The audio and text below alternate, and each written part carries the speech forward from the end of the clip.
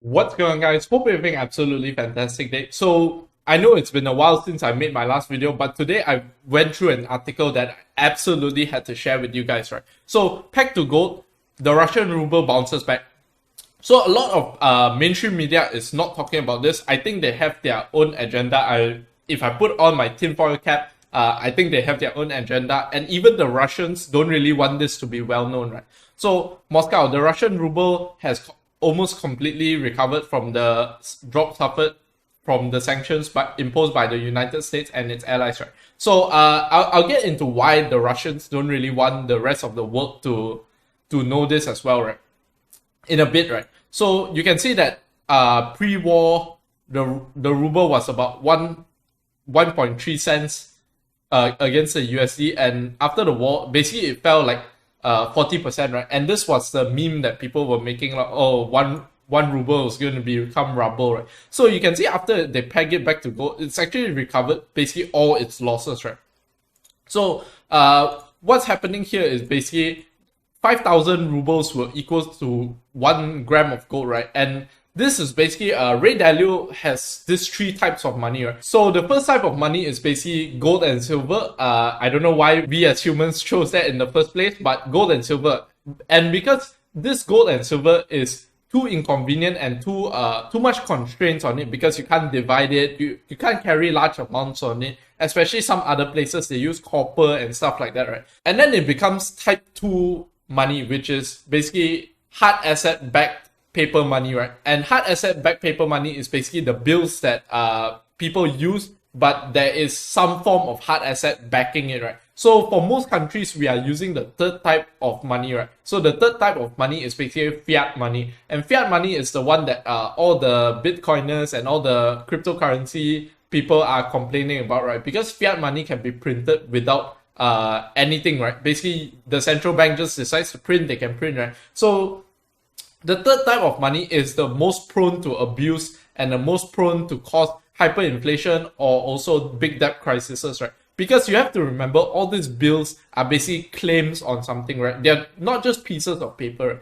They are meant to be claims on debt, right? Basically, if you take a look at your notes or whatever, it says this is backed by the government or blah blah blah, right? But you can see it in countries like Zimbabwe and all, or when people lose trust in the government, basically this paper becomes worthless, right?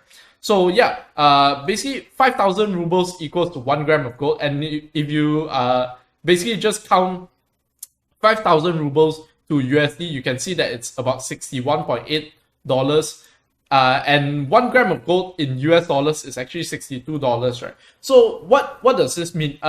Basically, to make this 1 gram of gold be 5,000 rubles, right? What the Russians have to essentially do is sell their FX reserves, right? So they can sell US dollars and buy back rubles, or they can sell their gold, buy back rubles, right? So however it is done, they have to sell something to buy back their rubles to keep the peg, right? Basically, and also the market will do its job, right? As you can see, because a lot of the people will think that, oh, 1 gram of gold can be bought for 5,000 rubles, so they have to basically they have to balance it out, right? So over time, it's yet to be seen, but basically I think this gold reserve will start to dwindle down, right? Because they have to sell something to maintain the peg, right? So what does this really mean for the Russian currency? A lot of people will say, oh, Russian currency is now harder, the most sound money. And for now, it will be, because they are selling their gold to buy back their rubles, right? To basically offset and maintain their peg, right?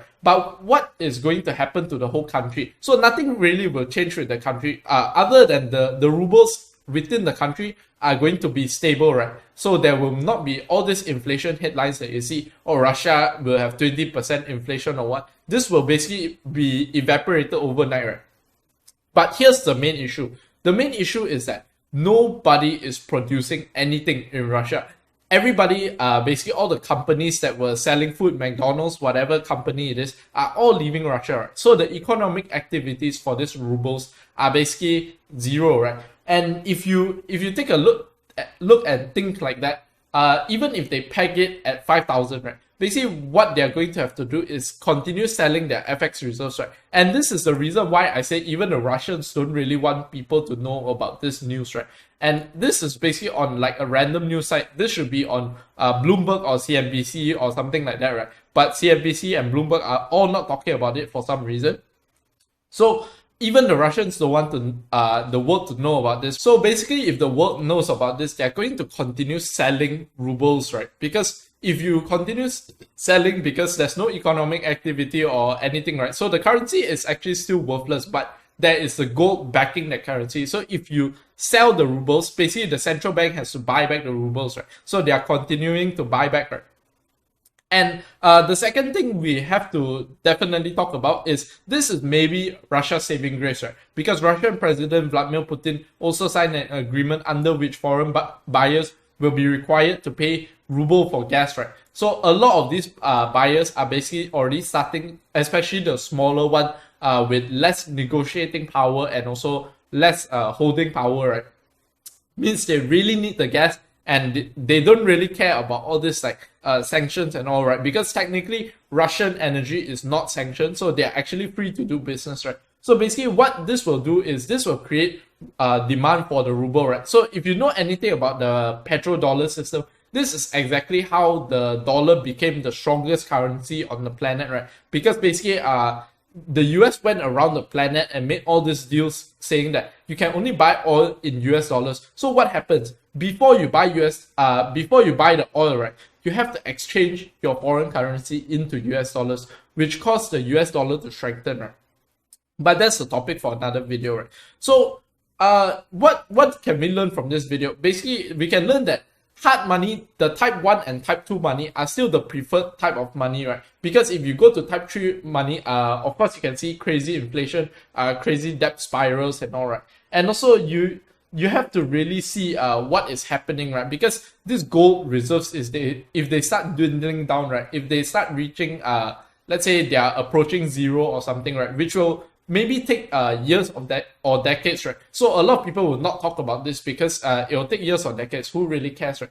But you can see that this might really shape our future, right? I don't want to be like a conspiracy theorist and say that I can see the future or whatever it is. But if Russia's foreign reserves continue to deplete, right? Basically, their gold reserves, their US dollar reserves, which they can't even use right now, and their other currency reserves basically deplete until a certain point, right? And until the country goes bankrupt, right?